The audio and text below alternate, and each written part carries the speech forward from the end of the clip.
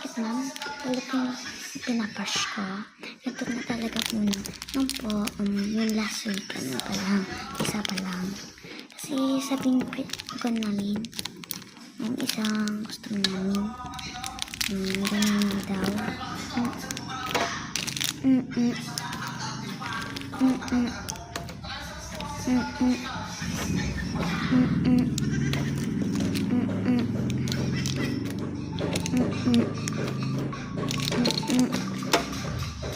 Ibayad, ma'am. Thank you, ma'am. Marami naman po ito, ma'am. Sino po ito? Ayan. Ito, ma'am. Okay, ma'am.